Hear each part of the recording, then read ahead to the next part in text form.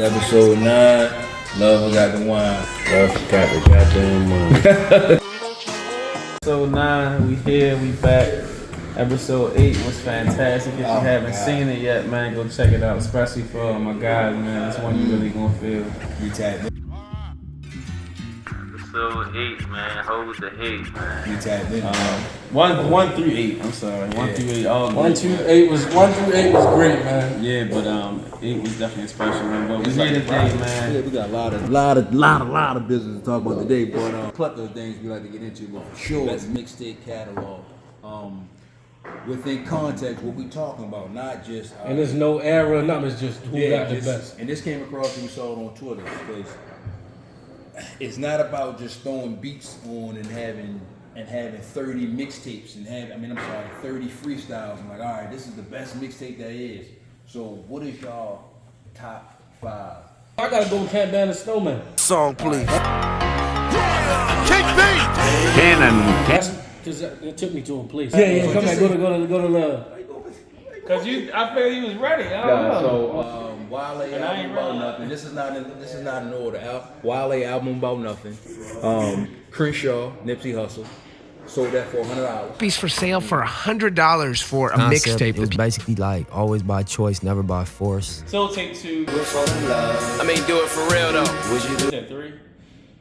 Ross's Albert Anesthesia. J. Cole, Friday Night Lights. Yeah, partially functional. Half of me is comfortable. The other half is close to the cliff. Kendrick Lamar, Section 8. Damn, I gotta scratch mine up. I forgot about Friday Night Lights. Kendrick Lamar, Section 8. So I won't sugarcoat it. You'll die from diabetes if these other niggas wrote it. And Go Joe Budden, one of the new music. New music. Oh, no. How can it? Then my honorable mention is Don Kennedy Yellow Album.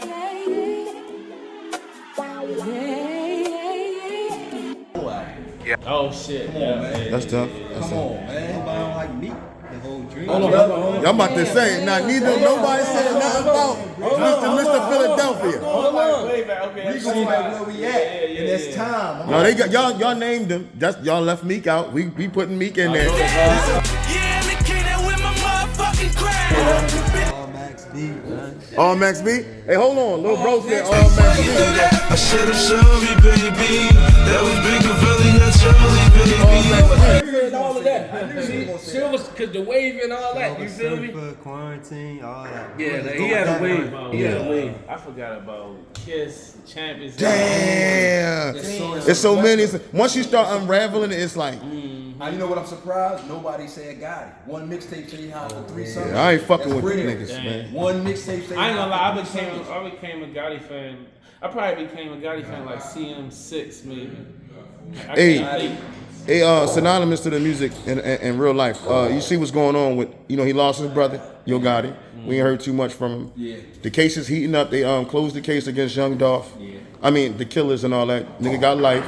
But they was putting Big Jook in there. He was going down if he'd have been alive. I think Jook just overstepped. I think that was a personal decision.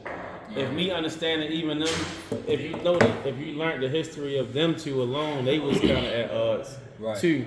So I think it was like a big brother, little brother thing. Then it's also it might get deeper than that, but yeah, I think his brother was just so tied into the streets that it was just like he had to keep that. You know, some people be trying to grow. Like I feel like Gotti, and I just posted Jeezy earlier. Like you could tell the growth in their surroundings, their demeanor, their whatever they on now, the people they kick it with. Like, yeah. And I'm like, I think Gotti was in that stage, and it was like, yo, I'm really trying to make this thing happen. And think about it, he really was rolling. CMG was like the hottest fucking label for a minute with all the best artists. Man, that shit came and he had to be quiet. Then shit started happening within their circle that they don't speak about, but.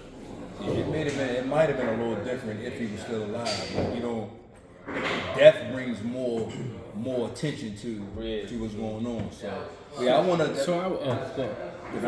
make sure we tap back on this. We definitely we can get back to that. But so we named 5 unanimous that we like. All right, it's our top 5. No order. Now. With the catalogs we've named, who has the best catalog, top 5? Who will be on the Mount Rushmore of best catalog?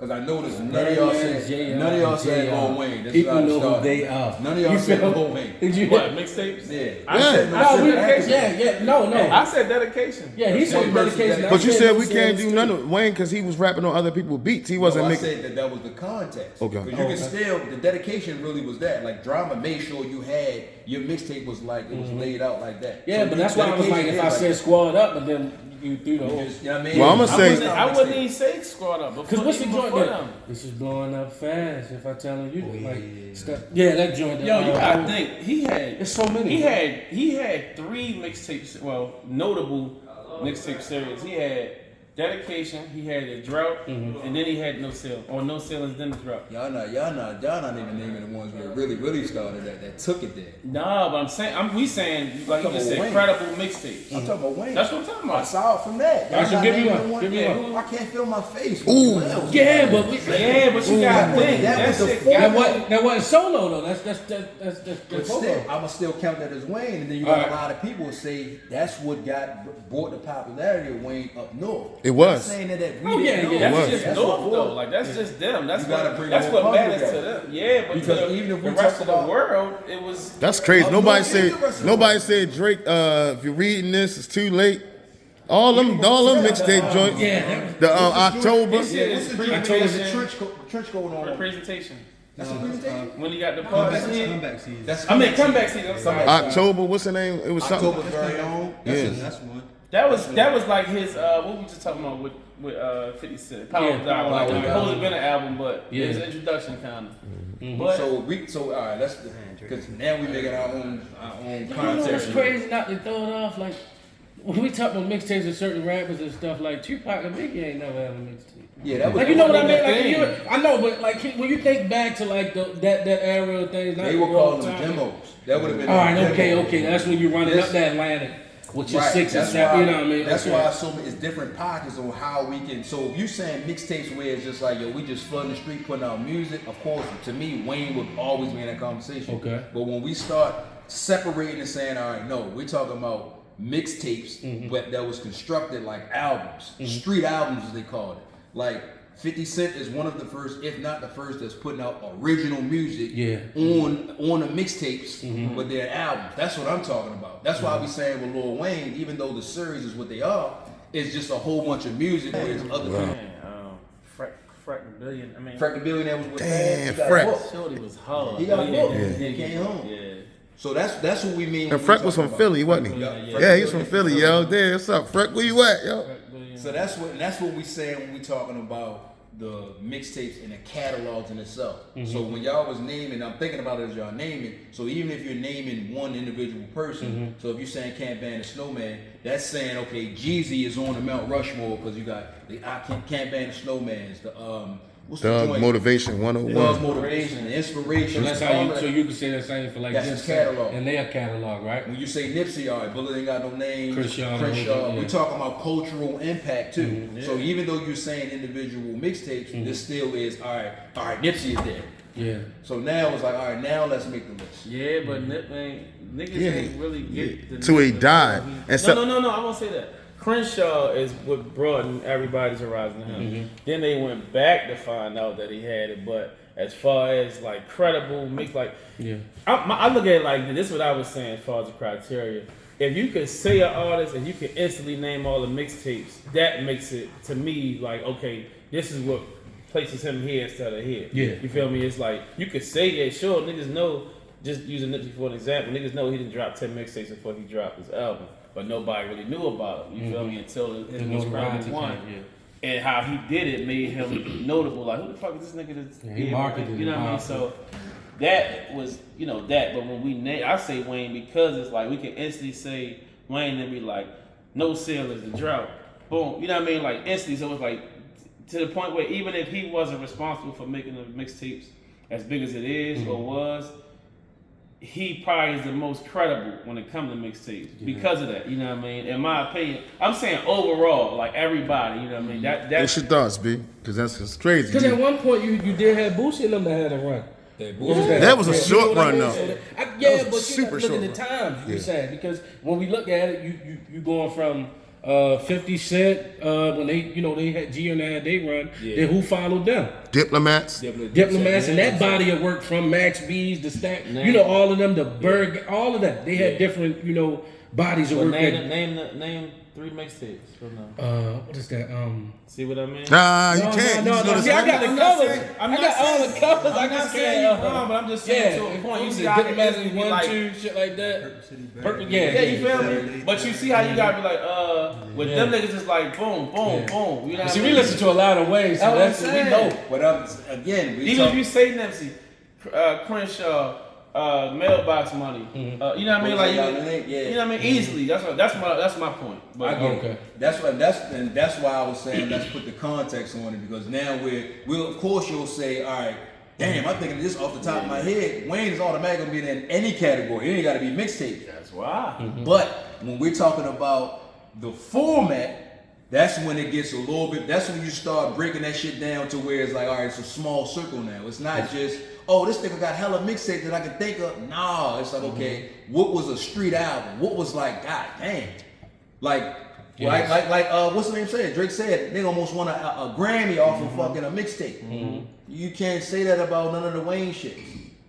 Not saying that it wasn't good, but when you're talking about format, what was a real street album? Not just a nigga just having 30 freestyles with different beats. I see what you're saying. I see what you're saying on that part, but another time, I mean, also with Drake, when Drake came out, it was possible for that to happen, if that makes sense. That's why I said the times. The times. What, like, who opened that door to that? We talking about, that's almost like backpack rappers. Yeah. Oh, shit. Backpack Still got the Wale, Kid Cudi's and all that. You got J. Cole, Currency, Kendrick Lamar, Currency, Wiz. This is way before he. Wiz had a run. Sure, yeah. You know what I mean? Like Kendrick Lamar, the Section 80 is a, come on, bro. Section 80? That's another Drake joint. What's the Drake joint? Shit, I forgot. I told you right on the presentation. I told you right on. What's the Don Kennedy Yellow album? That's a great body of work, bro. That's just considered a mixtape. Speaking of Don Kennedy, he just dropped a brand new album. You check it out? He just dropped it out. We'll put it right there. Y'all, and what's my man? Starlito. Yeah, but what he say? My conversations with God always seem to leave him speechless. And even when I was at my worst, like, we gotta make this work. My girl found time to leave me. She broke to give a fuck though.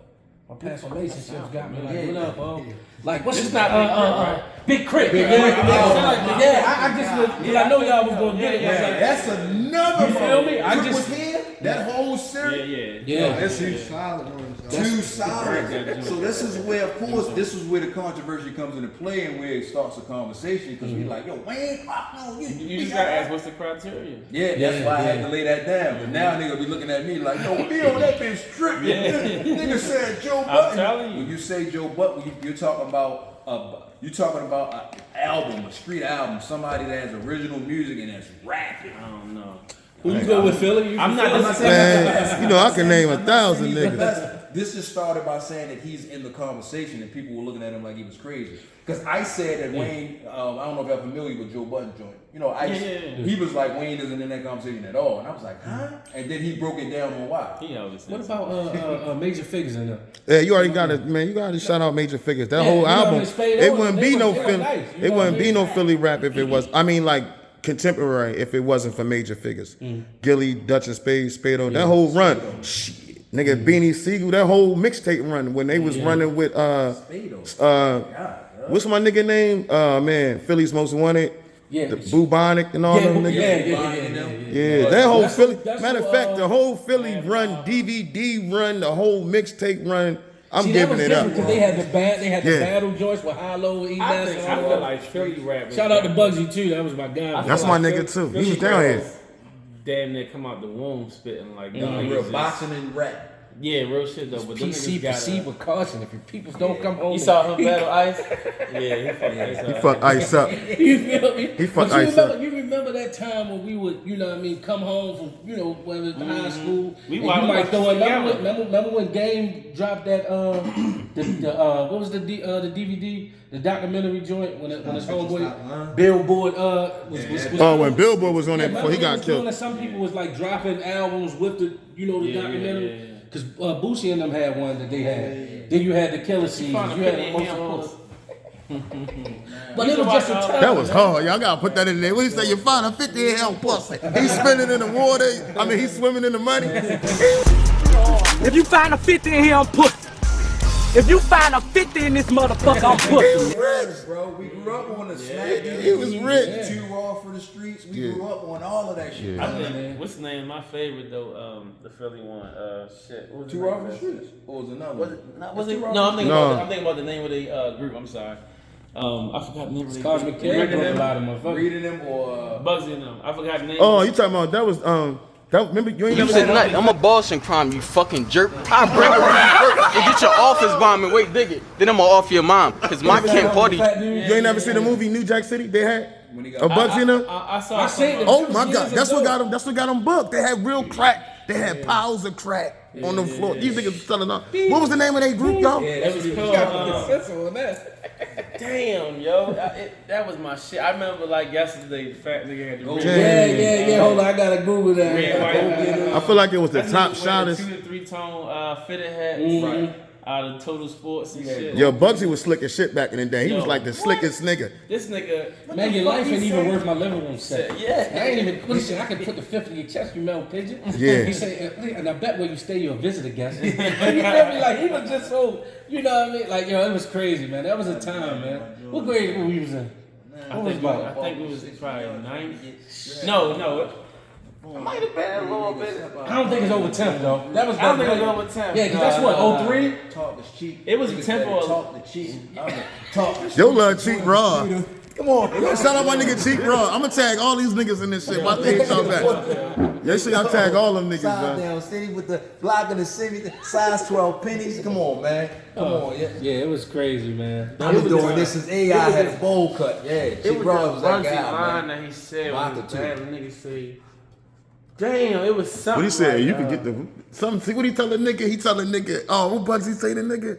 I gotta pull a video up, I yo. used to have the whole joint. Yeah, that video was hard, yo. Cause that's when Freeway was down there. yeah. Freeway, Ice City. You had Ice City down there that day. You had Hollow Man down that day. You had E Nuts down there that day. Man, everybody in the city was down there. We gotta pay some We bills, about to man. go tap into this mixtape and DVD and have our own can. Like, anybody that would like a shout out and want to, get your business out there, then yeah, hit us up. The Reserve Lunch Table at Gmail. Bring that baby. Put whatever you want to put in the middle of that. Yo, you had a sucker stroke, bro. You had a sucker. You just got to reel it back in, bro. It's time. Sometimes you let it come out. You got the whole. Yeah, you got. And afterwards, that's when you look at the scratch paper afterwards and be like, man, what was it? When you come to the home. You gotta do long division, man. Was I tripping? Yeah, bro, you had a sucker stroke, Philly. You just got, you got to reel it back in, yo, because listen, when that camera turned off, you was a whole nother person just now. Yeah. But we gonna let you rock. Bless y'all to your family. You need somebody to say that shit too. This is a safe space, bro. This is that's a good topic to touch on, man. Yeah. That's a good topic to How touch would you on. label that? Because Larry said something that was poignant too. What? When he said, damn. Yeah, I see, yeah. What the fuck you just say to him? Man, fuck this. Oh, to him? Yeah. What about the safe space shit? Yeah. I forgot. I don't know. Get the shit off, yeah. Oh, I said you could have said it to anybody, but you said it to us. Yeah.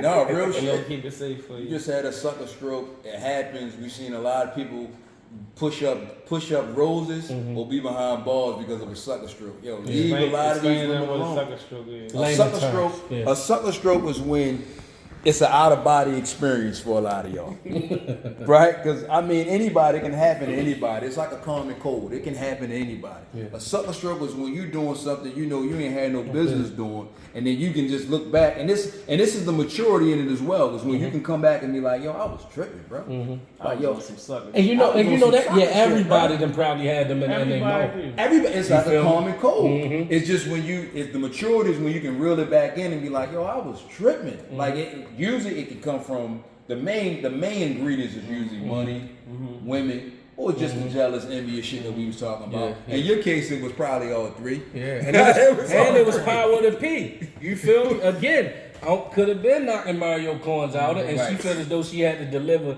to the one that made it make sense. You feel me? We always do a movie. Prime example of a sucker stroke. Man, you let that nigga Terry bone. No, Yeah. way better than him. Yeah. That's a sucker stroke in the flesh, right there. The wood. Shout out to the wood. You let That's that nigga crazy, Terry bone. too. No, look, wait. And then, Pillow talking nigga. And then also like your parallel to a common code, or like how everybody get it. Yeah. Eventually, you learn how to deal with it. So you can can manage accept it like, it. oh, I quit code, but the more you get a code, the more you know how to suppress it. Right. Yeah. So I know how to be proactive instead of reactive. Exactly. I'm not doing that. Yeah, I seen Make this sure I trick take my before. vitamins before I go out. It happens, and a lot of the times it happens because of the women. And I take it back. I It's take you back to rumination. It your has to younger happen. self, though, don't it? Yeah. When you, if I knew better then, I would have did better. You know what I do better, mean? you do better, man. It's a reason you didn't know, though, Yeah. but now you do. Now you That's why they tell you, Real and shit. ain't too many times I'm gonna tell you stay away from that stove. Yeah, go ahead. You feel me? Shit like Go that. ahead. No, it ain't hot. But it was power of the P. You know what I mean? So you know. It happens, man. This is what, and good. This is a good transition because I wanted to talk about this last time. It's definitely a rite of passage. Makes the man. Yeah. You When decompress you talk about, nigga, relax and Shorty all was that. flustered. Shoulders back, That all nigga that. set up. I know the camera angle was crazy. Right. He That felt shit that probably down here. Sure, it reminded me of Hustle and Flow. Whip that trick. He had the whole. He did the vibe. I know this shit was down here. You know what it was? And the Hustle and Flow again when he was in the bathroom with Ludacris. When he was pissing on his mixtape. That's my music. Y'all man. know we, man. This one thing about the reserve lunch table. You feel me? We give it to you how we give it. Beat the shit out of You him feel in there. No, so I wanted to transition into again, this is where the sucker stroke can happen, and this is where the experience makes the man. When you're a young man dealing with the Cougars. I tell these young boys all the time, be careful, bro. It's dangerous. You out here thinking you slick, oh, I'm 18, 19, so you know when you that age, 25, 30, oh, that's my old head. He really ain't an old head yet. Yeah. But y'all After youngins 41 out for real. here messing with these old heads, you be careful, because you're going to go from a Honda Coupe to a Honda van. Like that, because she done put that little thing on you. Gotta be careful. And you know one thing about the Cougars, it ain't no rush. It ain't, it's a long Baby, you gonna get that. You feel me? You know what I'm saying? That's where a lot of my game came from, messing with the older women, because now when you go Long time dealing with older women, now the patience come into play. So the older women, you gonna get it, but they teaching you about, let's put this shit in the crock pot for a second. You know what I mean? Thursday, she got to go to work at 6 in the morning, so she gonna hit you. Listen, it's 3 o'clock, meet me at this nice little happy hour. Big boneless wings. Or wings with the flats. Tastes better when you let it marinate. Yeah, 2 Moscatos. She might order you an old fashioned. You know what I'm saying? So now by 6, 7 o'clock, the evening is done. That's when you go over the crib, and that's when she probably got something crazy about to put in the oven for lunch anyway. I'm gonna go ahead and jump in this water real quick. You go ahead and do your thing. Oven preheated, 350, shit like that. But I can sit as exactly. So when because that's what they doing. And that's when they come out the bedroom with the silk robe, no belt, hold it together Shit like that. this. You know That's how old head shit. So feel? now when you get it and she put that thing on you, now you in a place mentally as a young man. Because that could have been that. The pantry is crazy. Wi-Fi jumping. Yeah, that's the Xfinity joint. Like when you. So now you as a young man, you locked in like, yo, I think I might got one. And we looking like. And you know what the Cougars do to separate boy from man? When you really had one in that realm of things, when I always say when we was younger, a lot of guys, we have sex for statistics. Yeah. We ain't having sex for sensation. Right. Shorty, you'll go back to the block. Shorty, I crushed him. I was there for an hour. You ain't never had nobody say they came. Yeah. You feel me? So when you get older, that and then you might have got some heady cup, you know what I mean? Boo, had to feel, hey boy, she got it about me. The whole time you ain't never had the cooch. Yeah. So when you get the cool, she really blessing you and not stressing you. She actually showing you your anatomy because she done been around the block a couple times. So now you open like butterfly wings. So your conversation different. Yeah, your conversation different going back round the way. Sure, that's all you gonna say. Sure. You quiet as shit. Look, get on. What would Gilly say while I'm saying? Get on of it. Get out. No, what's the name of the Breakfast Club? Tank. Get in there, get all in there. But that's what the Cougars leave you with. Get in there,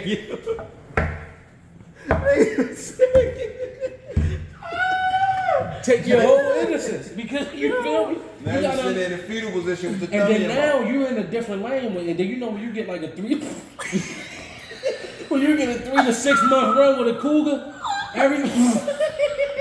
she got you that bitch doing taxes all the time. See, now you watching Bold and the Beautiful, Young and the Restless, General Hospital. There's a lot of shit that you doing now. Now you with her at Home Depot on Shorty, Pat, where you at? Man, I'm about to go ahead and take it in. Shorty, it's 4:30 on a Friday. Shorty, I'm in for the night, man. We got a couple reruns we gonna watch. And there's a nurturing aspect when it comes to that. You feel me? I ain't super condoning it, but if you ever have a run with, somebody of age, you know what I'm saying? They land everything out for you, and there's really no pressure. But you can learn from them because they really want to mold you into the young, Stu Pigeon that they got. Oh, yeah, I got one. So it's mental gymnastics at the same time. Yeah. But if you dropping that lumbar off, you really can have her in compliance. I would also say. I said, if you dropping the lumber off, you gotta comply. No, real shit, because I'm saying, you really know what you need to do, you feel me? I would also say that, keep in mind, why they going.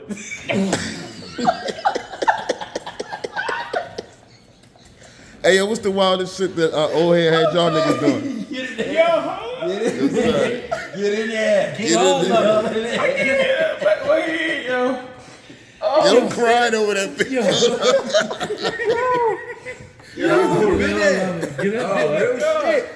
say it again. Say the question. No. No, go ahead, Larry. That's the bigger land, man. Also keep in mind why some of them may be doing it because you younger, you don't know. They might have had they run with everybody age. Yeah. Shit like that. That's the ones that's not at. They not at Sunday All-Star game no more. They at the Rookie Challenge. Right. Yeah. Because they done ran their ringer already. See now, not to allude to anything, you know what I mean, because that's a Muslima now, but that's how they was. Your girlfriend now. That's how they was labeling the Britney Renners and those of that nature, where they was like the women were actually hunting. Hunting the young, predators. So the women were the predators, and we don't speak on that a lot. That's don't speak on that. See, they always. That's why I'm saying. They always when we get women on the platform to speak for y'all, because sometimes you hear the noise. Oh y'all, but we don't speak on enough of women being the predators and guys being the prey. And sometimes money could be the necessity for them, or that notoriety that you can get. Because if I'm not mistaken, I had DC sniped through Twitter the other day, and I think the Tulsi and the Asian dog thing where he was saying that baby mothers be getting famous off of the rappers and stuff. I mean, the company you're around and who you choose to have babies by is cool. Yeah. We always say that about us, but Adele, they got husbands, most of the, so to get back to it, it'd be like, it's not really frowned upon when a woman is the predator, on a young, until somebody say, or the hate come in, but she's such and such years old. That boy just graduated from college, first year in the NBA. Yeah, that's a bunch of numbers. But then when you look at it, there's a lot of couples that y'all idolize that people got them by a dime or more. Yeah, real shit. You know what I mean? The beehives and shit like that. Yeah. When you really breaking it down in layman's terms, look at the age gap. Yeah. But it's accepted because that's the favorite. But I'm just saying, when we play that role, it's like, if roles is reversed, we would get more slack. You know what I mean? That's like us. That would be like LL Cool J and dating Kyla Pratt or Sanaa Lathan. Yeah. Sanaa Lathan like 50, 60. No, you're talking about time. Think of. She in her 40s. She not, but I get what you're saying. You see what I'm saying? But a lot of people don't know that Regina King that age. Yeah. Now, what if she dating a motherfucker like Shorty off Smart Guy, Taj Moore or something? Yeah. That's nothing is going to be said because of the notoriety and the celebrity of the people. Yeah. But sometimes when they actually hit the surface, it'd be like, yo, she was a little raw. She 35, slim, 19. But he got $100 million contract. Does that suffice? Women more so. We care about the status more. Women are more focused on the status, right? women are focused on the status more than men are focused on, like, as a man, you're not worried about your lady's status at all. You're supposed to have a status. So that's why it really isn't frowned upon a lot. But a lot of the time it's just missing opportunities. Man, he was grooming that girl, blah, blah, blah. A lot of men want younger women because of the experience. The older you are, the more experience and the more baggage you can actually claim. That's why men usually go for younger women so that I can teach you something. I want to be able to go to you and say, yo, it's your first time in Tulum? Cool. Mm-hmm. I want to be able to teach you that experience. But you know, that comes with a lot of stuff too, because it could be, what my man says, a bunch of college business graduates. Every TK period. It's a group of, Oh, man, it's crazy. But when it's the correlation from, you know how you hear, you might see an old nigga that's out there in Select in a Cadillac truck. He ringing. And you, so, but you'll hear women say, he is too old. Why is he even out? You know what I'm saying? Old. Mm-hmm. Because what about Mom Dukes that was in Melbourne last Monday? Yeah. You feel me? And she shorty in the Honda Coupe or the Act Coupe. Got it, you know what I mean? He 20, he 27. Mom is 51. She gonna help you be irresponsible with that money you think you got. Nah, real shit. So now when you look at it as men, like I said, we looking at the experience aspect of it. We want to be able to teach you something. We want, if you, all that shit sound cool. I done been to 50 countries. I done been here. Boo, boo, boo, boo. All right. What did to you a want? man, to a man, it's like I can't really. Like it sounds good. Like I want this girl that has been everywhere until she's been everywhere. So now it's like. Can y'all fuck with girls? Can y'all fuck with? I mean, hypothetically, I'm saying. No disrespect to the comments. You gotta at least be able to go into the ball with me. So 21. No, I mean I'm not. Of course, no young. I'm saying legal age. But I'm just saying. 18 and over. Hold on, because you know we gotta have some substance because you know they'll take this shit and run with it. So when we talking about of legal age, you feel me? Yeah. Because they'll say, boy, you 30 something. You talking about the 21? We just making it make sense. It's crazy. Y'all just said that. It just came up here on the screen. Asia just said Tussie was a gay ass something. That's crazy. It just popped up on the. They going back and forth. What's going on with that? That's the same shit. You feel me? I thought it was based off of what y'all was talking about. It started from that kind. Okay. Well, kind of, because that's another thing. You in a time now where younger motherfuckers they'll do shit like that. You get called gay or anything. You get called. Yeah, I don't understand. That's the new one. Like when we go back to episodes when we say niggas was in high school getting manicures and pedicures before it was became notable for our generation of things. It was looked at as he's sweet, he all of that. But now I can look at it and be like, so it was frowned upon when we were doing it and we had notoriety in the city. But now since you ain't using that no more, you running down a European wax center. I can say you're a follower in that because you ain't know nothing about that. Just so behind. That's all. I think. Like, it takes for certain motherfuckers to do certain things for it to become a thing. You feel me? Yeah. And I think if you're courageous enough, motherfuckers are going to follow you. That's with anybody that's front line of anything. Yeah, but when they throw that connotation on a stand-up guy, like, you ain't even been around me to know me. And you passing this. But that's the thing. I learned that when a motherfucker don't understand you, they going to try to come up with their own conclusion about who you are. Yeah. And it's kind of like, when you get to a certain age, you be like, man, look, I ain't got time for that shit. You know what I mean? Right. And then what also speaks to that, when people speak on your character when you ain't even around to address the shit, it's like, all right, well, shit, man, look, they know better. You know what I mean? And my whole thing be even with that subject, you gotta prove some shit. Like you can't be saying this shit and there ain't no documentation of no sort, no screenshots, no FaceTime, no text message. In the world that we live in now, everybody got to prove sometimes. So when they have it, they quick to release it. Yeah. So when you're looking at it, you're like, wow, man, like bless her heart. I ain't even gonna turn into that. That's the new term. So back then it was, all right, you a broke ass nigga. Then it went to, it was broke ass nigga and you was a little dick nigga. That was the go-to. Then as years progressed, now it went into, he gay. Like that's the new thing. But the little penis thing was synonymous to the cat thing.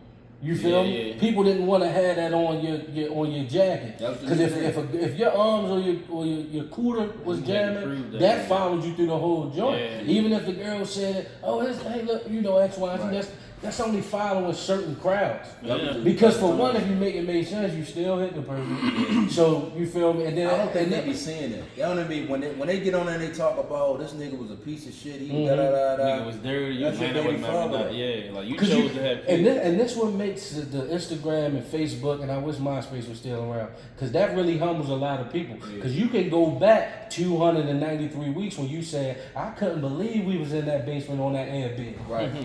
I used to mess with the nigga. You can hear his toilet. You know what I mean? While we was in the basement, somebody flushed. So when you taking it back, because some of them now in that space where they act like they never was in them situations.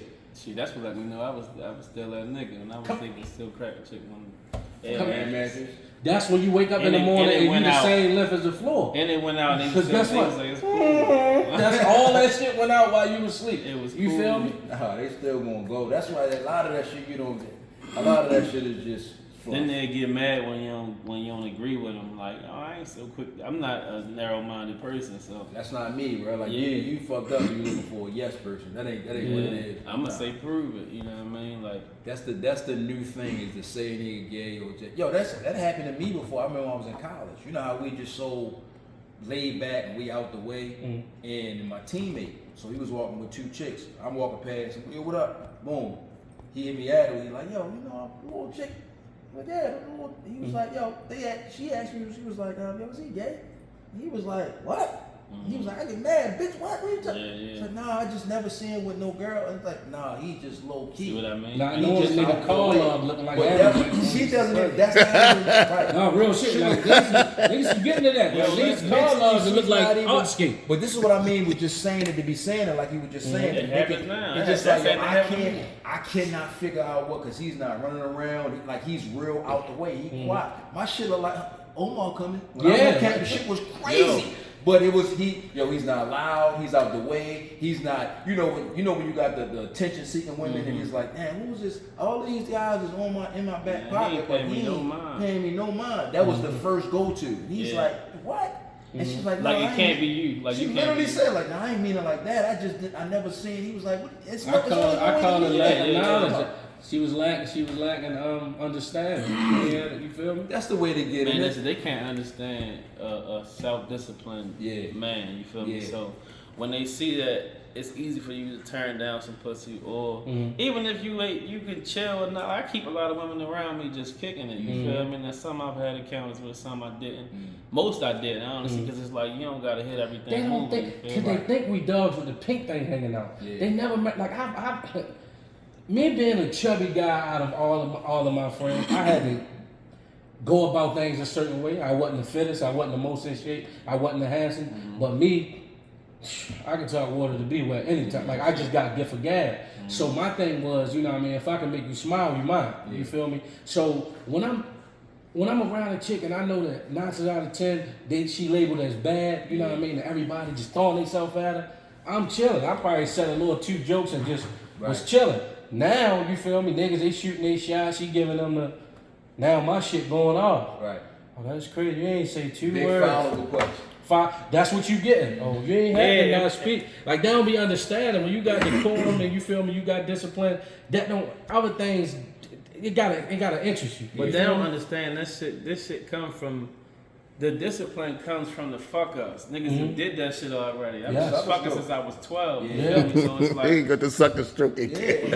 It's real though. That too. All that shit happens through your experience. You learn people and you like, okay, I know what the fuck with, I know what not to fuck with. I know in most cases when it's a group of women, whoever the top girl is or the leader is normally the one that might be ran through or get the most attention. To me, it's always the second best one. She might be the one to give her all the counsel, all the suggestions. But then also putting her together. She might be the one. She played cool. She really the second one really be the flyest one. And that's the one that need to go home because she got the exam tomorrow. She got the home though. Like she just kick it with her. Like she might not be as bad as her, but she keep her together. But she really don't trip about whatever the fuck. When her shit is together, she know that she made up. This is the top layer you see with her. When you fuck with her, she the wife, she all that kind of shit. Yeah. The main one is the one got all them niggas.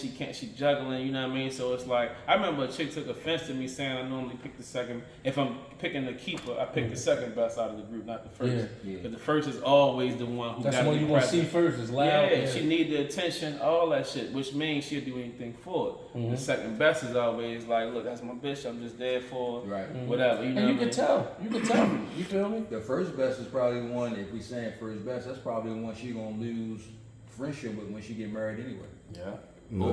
How you feel about that, Phil? No, I'm just saying, like, when you put numbers on it, that's what make women pissed off. So that's what she got. No. She didn't get offended that it was the second best. It's the fact that you labeled it like that. Yeah. The ranking. They hate the ranking, I don't yo. know what it is with the ranking shit. Like everything ain't ranked. You rank everything. You're ranked. So when you see podcasts and you see people say you rank yourself from 1 to 10, it really ain't what you saying as far it's a humility test. If you say, well, shit, I'm a 10, then I know how I got to carry you. I know how this conversation gonna go. Versus the girl. Everybody ain't a 10. Everybody. If you who really gonna say? Well, women. Who really gonna say? Niggas that admit. I know I'm a fan 7. I'm that nigga though. I'm funny as shit. I'm charismatic. They gonna tell you where I make up for what I lack. You feel me? Like shit. I ain't no motherfucking. This is where they know they lost that because they know the main attraction for them is the attraction. So a man can, if he's a 5 or a 6, he can make up in different ways, like you just said, charismatic, take care of himself, well spoken, in shape, can talk, whatever. He can make up in it, got money. If a woman, if the attraction is, and again, most of us are average. Yeah, I might be a 5 because I got scars and shit, but I can make it grandmother. You know what I'm saying? So when you're an average looking woman, it's like average is not bad, but if you're below, because I don't call women ugly, I just say you handsome. So if you, no, real shit. I'm just saying, yeah, she's handsome. So if you're a woman who's lacking in that department, this nigga crazy.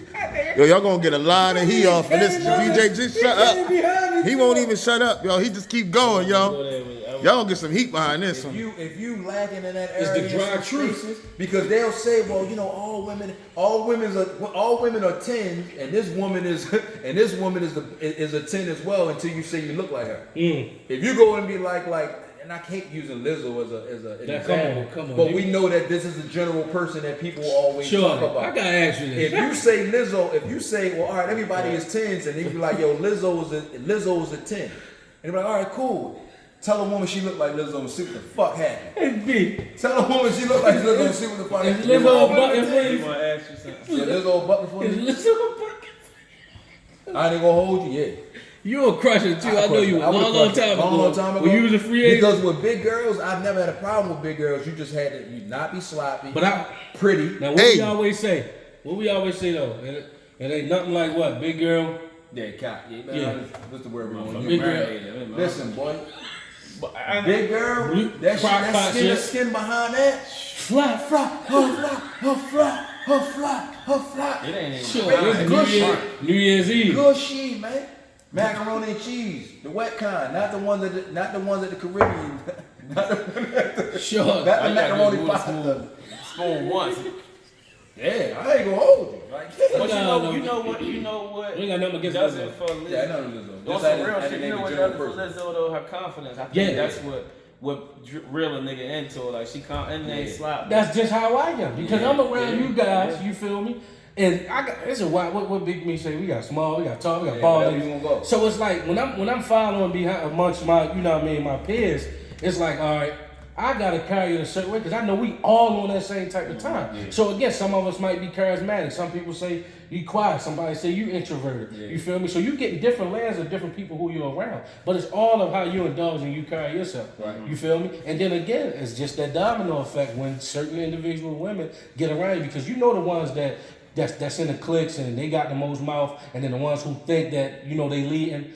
We decipher all that because you can't sit next to us if you're not of substance. You feel me? You gotta be smart. Right. We ain't with the rah-rah, you know what I mean? Because we grew up. Back then we could learn from the things. We was what you call it? The sucker stroke. We had sucker stroke. So with experience, you know what I mean, it's all right, okay, I know I can't do what I used to do. So and that's where the age thing comes into play, because the experience is what women want from us and what we need. We need that experience. That's why, like you just saying, like, yo, having sex, and this is not to brag on, having sex was 11, 12 years old. Yeah. 20 years, 20 plus years in. So by the time I get to college, my in-heat days are gone. You got nigga running around crazy, he on everything. So do you think the time goes down from when you're young, when you can fuck from here to Timonium? But then when you get of a certain age, it's precision. It's quality over quantity, yeah, right? It's precision. Because you looking at when you put something in the microwave for 2 minutes. Yeah, that's a long 2 minutes when you're home. Yeah, when they tell you. Yeah, but also when you, I mean, cut you off. Also, as you get older, or I'll speak for myself. When I started to get older, pleasuring the woman became more important. Yeah, because we aiming to please. It's cheat code too. Earlier. When we were younger, we fucking for statistics. Yeah. So when we got older, it was like you fucking for satisfaction. Satisfaction, right? Yeah. That's a great way to put it. You start all that comes into play now is like, all right, I'm for satisfaction. Cheat code though, not to cut you off. It's really cheat code when you foreplay, like. What I say with the old head, taking your time, you learn that from the old head. Yo, you get the times where it's like, all right, let me just go little shot. She called me, boy, let me shoot over there real quick. Yeah. Nah, she's showing you like, yo, this is going to be an experience. Easy bake oven shit. Yo, we gonna put this motherfucker on 350, and this bitch gonna be here for 7 hours. It ain't that tender yet. We gonna let this thing go. Like that's when you learn that from the old heads, and when you start dealing with women that are younger than you, that's when it becomes. You start teaching them. Oh no, baby, it's fucking right. It's fucking from we just gonna use 12 to 18, right? Yeah. Then we gonna say art of seduction after that, because when you aiming to please, you try to please your partner. Yeah. That's when you know. That's about 18, 24. 18. Right.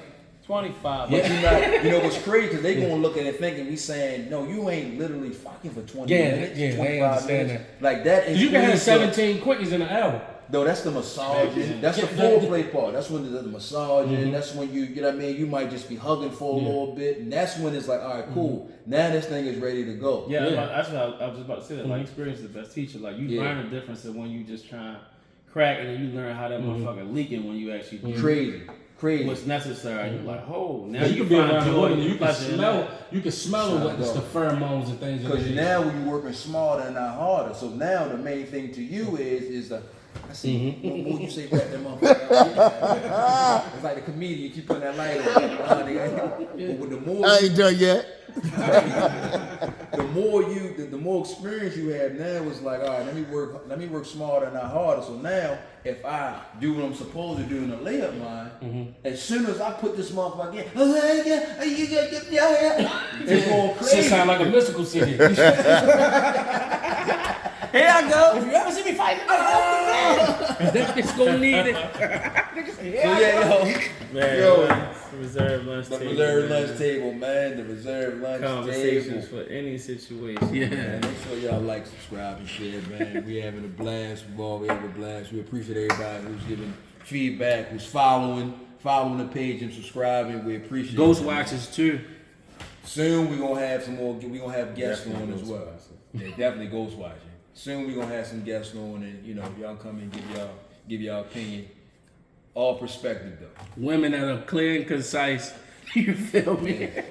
Real rap, as my Philly guys would say. We ain't here to beef, man. Nah, not at all. We here to get to understanding, man. So what's this, episode 9? Episode 9. Love forgot the wine. Love forgot the goddamn wine. Yeah, man. Damn it, Tim. The movie you saying supposed to did with Eddie Murphy, did it happen? Yeah, it happened. I forgot it was a big movie. It was like, damn, that'd been crazy. Him in it. He got the part for something. But he brought it back home when he was like, it came back full circle when he finally got the part. And Norwood was like, I finally got to work with my idol. When he turned it, another classic. He just go behind the scenes on how. But you see how he said, what Damon told him, you still want to audition for more money. Yeah, you feel me? You're not just gonna get this because you're my little brother. Yeah, we gotta make. And that's tough because you know what I mean. It's like when what they say with Jackie Chan, when he passed in his will, he said it's not going to his kids. He want them to earn it as he did. Some people frown upon why you just can't leave him the money. Sometimes culturally, people live under certain guidelines. Because even when they say that, it's like, well, how do you think they living right now? Like the Marvel act like they living in a hut right now. It's like. Even if you say, okay, because especially you saying culturally, like money is like, how much money is is enough. If they saying, all right, cool, I got you. He said he's not leaving everything to him. So if you set up, well, listen, I put a nice little 20 over here for you, 20 here, your house already paid for. This mom and dad house is already paid for. We got land. So, yo, this shit is going, you got more than a head start. Make right with it. I get it. I ain't trying to hear none of that shit, but I get it. Why you not trying to hear? Are you saying you would do differently? Or? Yeah, it was my parents telling me like, oh no, but I'm just trying to putting some sauce in it, saying like, yo, this could be what's going on. I was saying that for a reason, but I was talking to one of my older, I won't even say older homeboys, older guys, and he was speaking on how he felt like he kind of failed as a parent, but not as far as taking care of them. But as far as them, he's speaking on his daughter, and he was saying how she basically looked at him to do everything, but she's a grown-ass adult. So he enabled her a lot? And I was kind of telling him that, because he was like, man, where you think I went wrong with that shit? I was like, yo, honestly, I think that y'all generation had went through so much shit, and y'all was so used to not having that y'all didn't want y'all children to experience what y'all went through. Yeah. So you did what you felt was best, like, yo, listen, my biggest concern is to make sure y'all don't go through what I went through, but also not instilling the skills in them, what you learned on your journey or whoever taught you, and it kind of backfired on you as you got older because they only know what you have, given to them or whatever. So I was like, damn. But you made a point with the, if it was $1 million, I gave you 20,000, but it's like you're not even understanding how much ahead you are versus your counterparts or your peers or whoever you come across in life that don't go the same way that you did growing up. And seeing that shit was like, hearing him say it was like, damn, I never even, we think about it just seeing like, we know people like, damn, motherfucker can't do nothing. Yeah. Or just seeing somebody spoil a kid or whatever, like, yo, they don't know how to do shit, but like, they grew up good, you know what I mean? And then they get to become adults and they like, they don't have a clue. What the fuck, you know what I mean? We're dead in here, like, and we have a lot of that going on, especially in this generation and the time frame. A lot of people don't know nothing. Yeah. And you can see that showering down on their children, you feel me? That's why you have those obesity rates up from kids ages 4 to 12. You feel me? That's 3 times their size because all they know is, man, mommy gonna be on her phone. She ain't really worrying about me. I can go in here and be on Fortnite for 9 consecutive hours. You feel me? It's gonna be even worse than that. Like one's coming up. And some kids, again, it's I say we were the last generation of the real kids to go outside to know how it was to make our, make a crate, a basketball goal. Take the trash can lid and slide down. Like we did a lot of things. So make a fake gun. A kid can go out there right now and fall, you feel me, and get a strawberry, and it's the end of the world. When we was taught that, it's crazy. Boy, get up. Yeah. Boy, you alright, wipe it off. Oh, my fault, the bike got concussion. You alright, just don't lay down. Or you saw your other friends fall, like you might thought it was something extremely bad, and you like that nigga fell and got up. Like, oh shit, well that shit ain't good, you know what I mean? But to have that exchange with your peers growing up and shit taught you a lot. These motherfuckers is programmed robots. I always looked at, man, it's definitely gonna get worse because now they got it as accessible. Like, they can go in big Chick-fil-A straight from the app. DoorDash and stuff like that. But I know that all of that comes with just not having no guidance. Yeah. You feel me? Because you have to have that, bro. And all of that, young mothers, because you guys, what they say, the mothers is partying with the mothers in the club. Like, I come up under, like, my grandma, she wouldn't party with us. That's not her. I ain't partying with my children. You feel me? You know what I'm saying? Like, and there's certain, morals and principles that they still don't. But nowadays, it's like a free fall. Yeah. You feel me? Because you can be, and not nothing against, I just don't understand the math when it's 7-day parties and you've been in all the consecutive ones, but I could be in the same back to school night and don't see perfect attendance in that. I ain't got time. I agree with you with the guidance, but also I think the biggest thing is no patience. I think parents aren't patient. That's how the tablets and stuff got into the children's faces. It's like, look, I noticed that this motherfucker gonna be quiet once I give him this tablet versus making them understand, sit still or whatever. We had to go in timeout. We had to do all kinds of shit to really be like, yo, look, we ain't doing this. But it hurts when Lord Dante, he's 9 years old and he can't spell star. No, you laughing. No, bro. Sorry. Listen, man. Listen. You be surprised, man. I'm telling you. It's matter of fact, and I ain't even gonna say just because that is. it's people that I know right now that's older than me, and I'm 36. That you put a ESPN article in front of them, and you hear mouse piss on cotton, and they'll literally fight you because he don't know how to explain. Don't want all that dumbass shit, man. Go ahead, man. Niggas ain't out here reading. But remember when we talking about being there for your brother? Because I didn't know that in certain situations where he may not could have, you know, like read, bro. Like it was a real Dr. thing Seuss when is we not was in school. It's not easy for everybody if that makes sense. When we were young, it was a real thing of somebody having led and like, yo really fucked up off that. They the ones used to wear the t-shirts inside out and running in the halls. Or they were sociable. Like we know a few regular guys who had that shit and was like, no, yo really like people would make jokes about it, like, yo, I want a leg check. There was some people that wasn't that fucked up behind it, but it was some that was. Notable guys that we know was like, yo can't even read. Like that was but that's crazy because as a parent, yo, you look at it like, yo, you give them parents seem like nowadays you're giving them more of what they didn't have versus what they had. If that makes sense. So I always look at it like, yo, parents are, to me, my parents was always emergency brake last. Like listen, the parents are there. I'm going unless I need to go there, but I'm gonna figure this shit right. As a young boy coming to a man, you need that anyway. That's the experience that you need. So even with the guy, like the daughters, that's a touchy situation. Like I wouldn't even. I'm ready to queen. You know what I mean? So you want them to be in a position. But you know what I would allow my daughters to do, and even at an age, I don't do all of the what they call it, like the baby talking to them. Yeah. No, you know what I mean? Like even when they were younger, I did get them identifiers, which was, you know, this is your pocketbook, these are your limits. Only because, you know, if you went somewhere and somebody may touch you, you can say that, and I know you're not lying because that's what we talked about. So now, even though they're growing up, I try to make that safe space for them to come to me and talk about anything. And I ask them, when I'm taking to the playground, is there anything that daddy can do better? Or what do you don't like about daddy that you see? 9 times out of 10, they always say, oh, we don't like when we show off and we can't get ice cream and stuff. So they know, you feel me? Because they don't like the bad. They just associate, you know what I mean, everything good. But you have to have that open line of communication because look how many people that go home and shut their doors. I used to work with kids, you feel me? I had to sum it up real quick, I had a kid, one of the worst kids in Rockville, Maryland. His mother worked for the Secret Service. His father worked for one of the top buildings in like New York.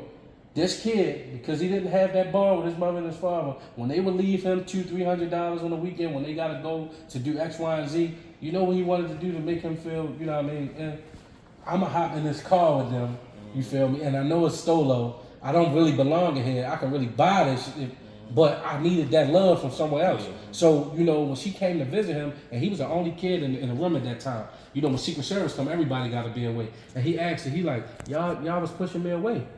Was your job more important to me? And you know what she said? She just cried. She had to hug him. Because now you hearing it from him. So them women that come home and they do on Instagram and they shutting that door on little Ray Ray and Kiana face, and all they know to do is go to grab that Lunchable or them cold Franks out the freezer because you don't want to cook. That's shutting them out, and that's a trauma bonded situation that they gonna have to deal with on the back end. No patience.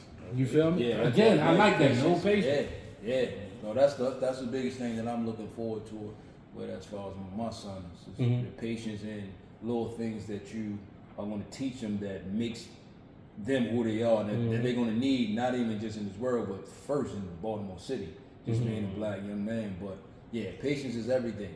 Patience is everything, and giving them more of what you had versus more than what you think that they need. And they'll confirm, like, shit, I give kudos to my mother because she schooled me early.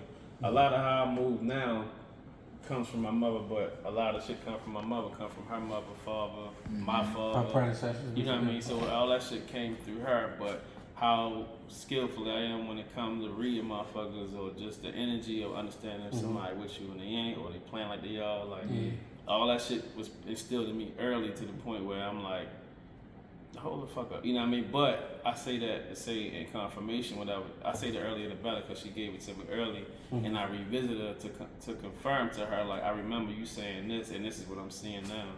Versus, be it like me growing up in my area, and everybody sold drugs with me. Well, I did my little thing, but it wasn't enough to. Long time ago, yeah, but it was like it wasn't enough to care about because I always had.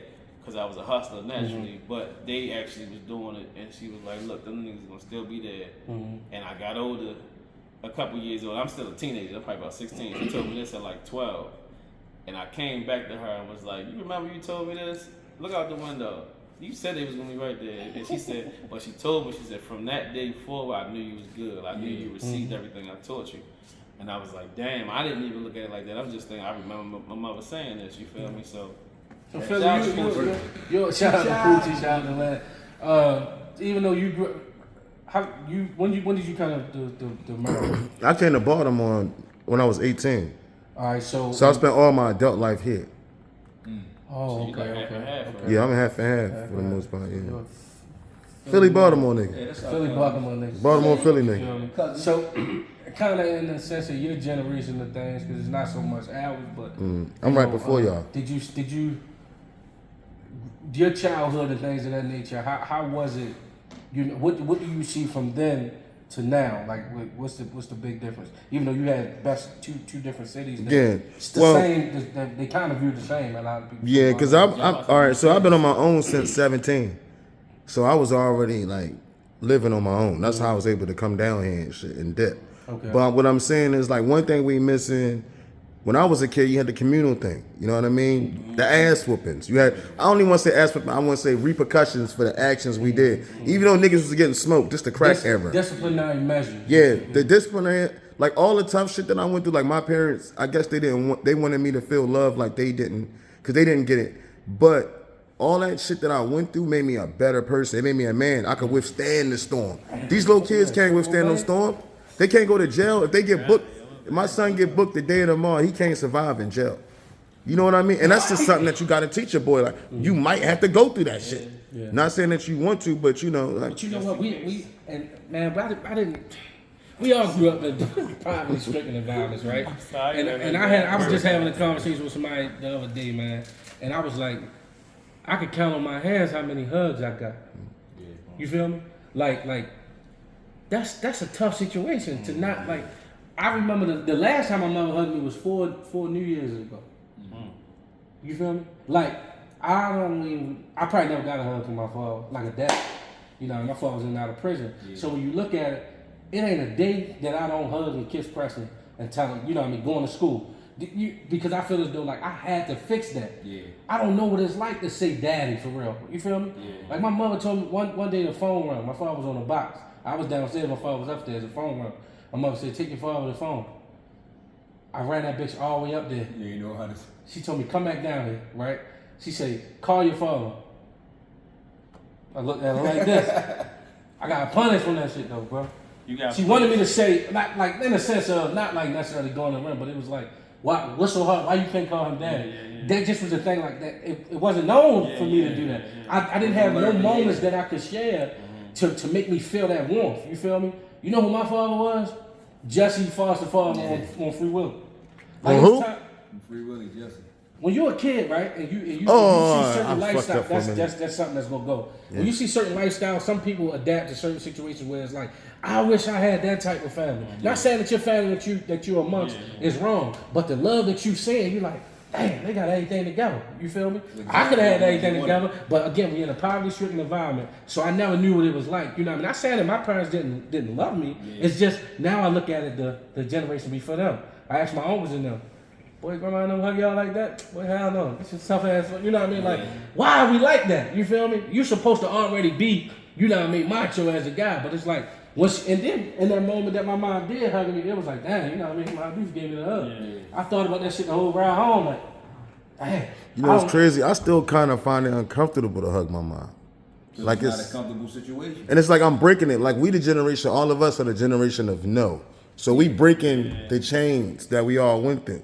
Right? And I just noticed that, like, it's like I gotta force the love. Not saying she don't love me, but I gotta force to show it. Mm-hmm. Like that's what I always wish I'd have grown up with. You show them like what I do to my kids. Yeah. Love them. My mother got a crazy sense of humor. Like that's how we born. Mm-hmm. My father, he knows what's up, y'all.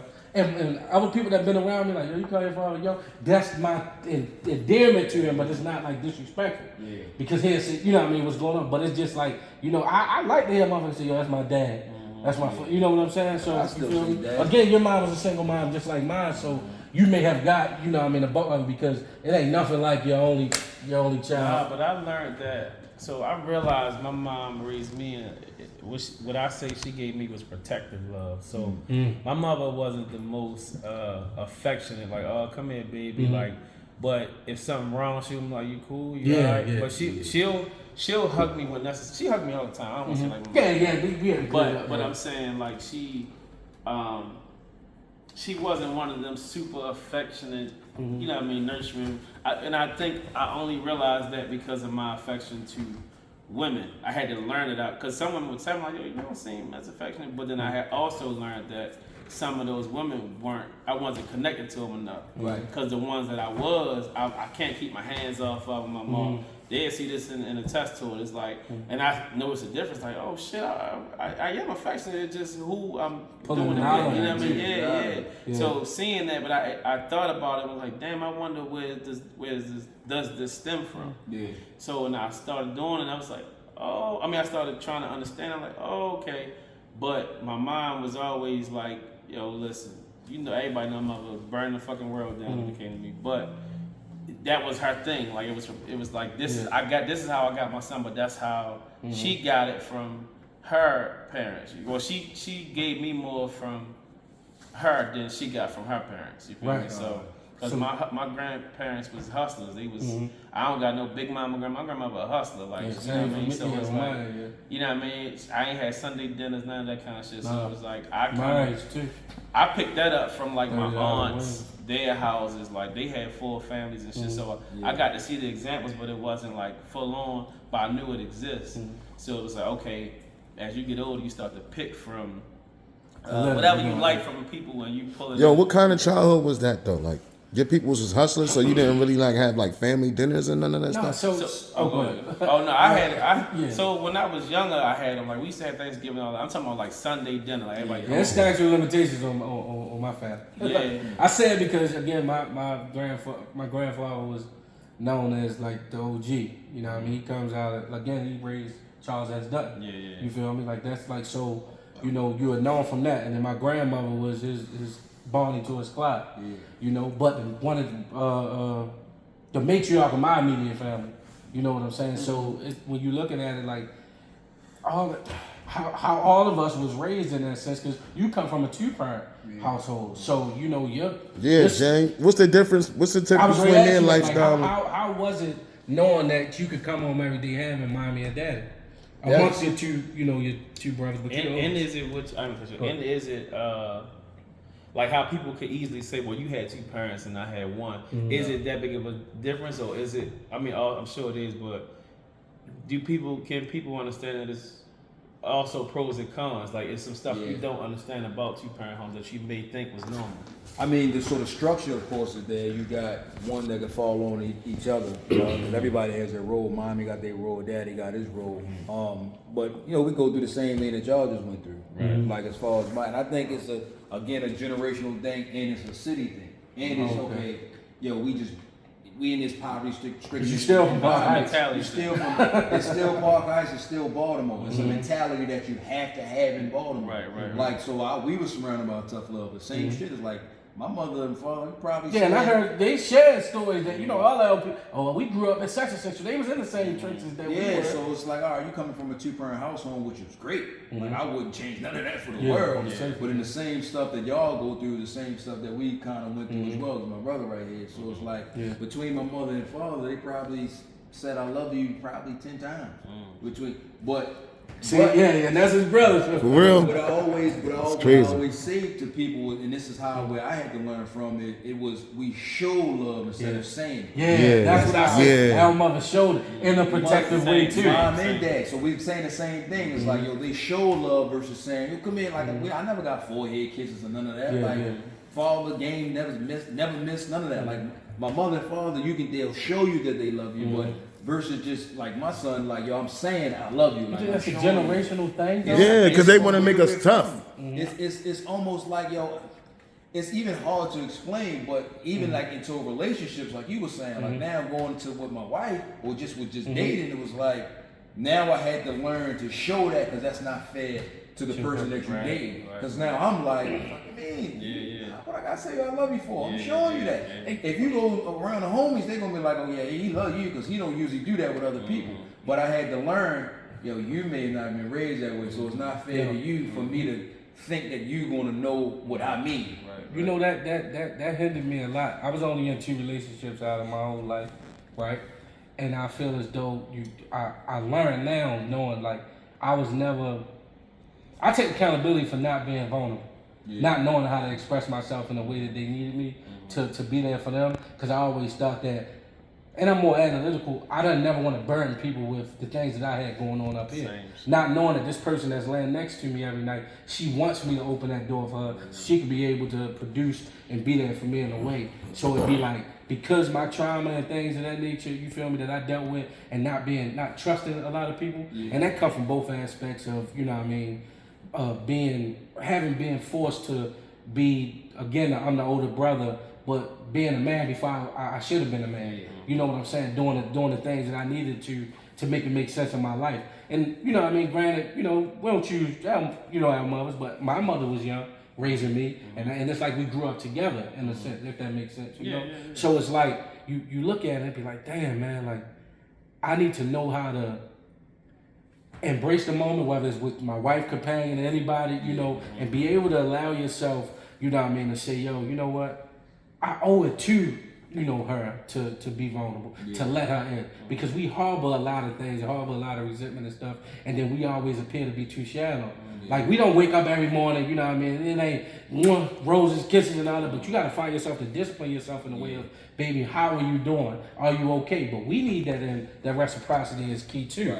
But growing up, the way we grow up is like, boy, like you hear women say like, boy, you tough. You know what I'm saying? And we don't really be meaning to be that way. That was gonna be my next question. Like, do you? Because I almost, of course, we appreciate it, but I'm more so. Aside from the con store, I like that I'm this way. I'm like that I have this. Not you know, as far as my relationship, but as far as like nothing bothers me. Like I don't care. Like that's where that comes from. So some people it messes some people up. Like, yo, I wasn't loved much. Like you said with the kid, I wasn't hugged enough when I was a child. Like with me, it was like, bro, I don't give a like.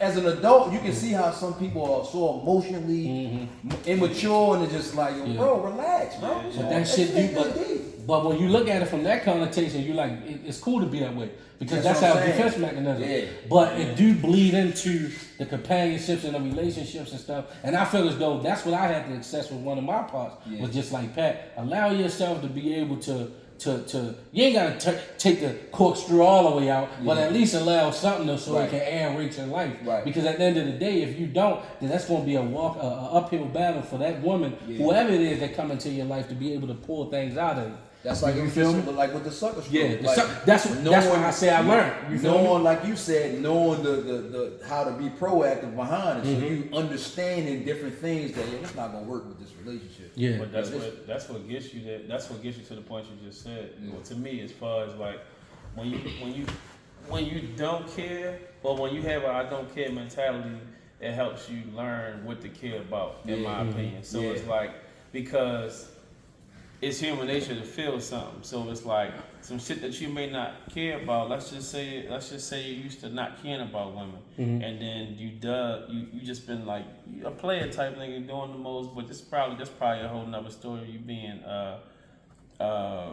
you haven't experienced that from home or whatever, and you kind of do it whatever your storyline may be, and you doing that, and then next thing you know. Somebody you care about probably pulls a you on you or helps you realize like, yo, they was able to convey how they feelings towards you, like, damn, yo, I really feel like you in a way that you never experienced before. You're like, damn, hold on. I may not have to care about nobody but this person I care about, so I'm gonna go out my way to make sure that you know, because before you never had the practice of learning to care, you know what I mean? Or you've been through enough shit so it's like, yo, I always been a person that cared, and now somebody cared for me. I mean, you know what I mean? And that's how I look at it when that whole unconditional love thing. You feel me? I say some people don't love you unconditional. You feel me? They love you under the conditions of what you can provide to them. You feel me? Yeah, you know what I'm saying? Because you can get that from dogs. You can get that from children. You know what I mean? Like so because it's so much innocence and they so serene and tranquil in that space where there's no errors. You know what I mean? The adolescence in them is just that. So you know what I mean? Again, like I agree with you 100% when. Like, we don't care. That's that nonchalant attitude that we have. Yeah. And, you know what I'm saying, that weed away all the bullshit. And it's not a front. It's not like, so you'll get women, I'm going to try to pry into people say we're not approachable. If you notice, like, coming from where we come from, like, we got the greatest personality in the world, but we're not approachable. And I'm glad that it's standoffish that way. Yeah. It hindered me, because even in the street aspect of things, I could have been around certain people that had the key to the city with the nuances of what I was indulged in, but because I wasn't approachable, you feel me, and I wasn't stepping out of my shell to go holler at somebody, that hindered me from progressing in some areas that way, and right, because I didn't get caught in nobody else's indictment. But on the professional side, it hindered me in jobs sometimes too, because I could have probably went to that Christmas party and got that promotion because I and all that. Because I stayed and did my work, did what I needed to do, and stayed in my shell. It was more like, what's up? What's more? It was just getting indoors. Some people might misread you like, nah, nigga, I don't know. Right. So have a conversation, man. But I think that the entire things that we've been talking about tonight kind of leads to generational change. I'm gonna give it that term, you know what I mean? Because I think, as we were saying, like we speaking of generations before and up to now, if you think about what we've been saying, everybody been they only been doing what they had learned. It was learned behavior, so everybody had to learn to unlearn and then relearn. So then you went from what we would deem, I guess, as careless or love in a protective way, whatever the case may be, or how you spoke on how you didn't get much from your dad, so you give it to your son. So it's like it's getting better as time progresses. And I think we all in a new stage. The whole generation learning like how to love, give and receive love. You know what I mean? So shout out to everybody making an effective generation. For sure, man. It's a reserved lunch episode. This is episode 9. And love forgot the wine. Reserved lunch table, man.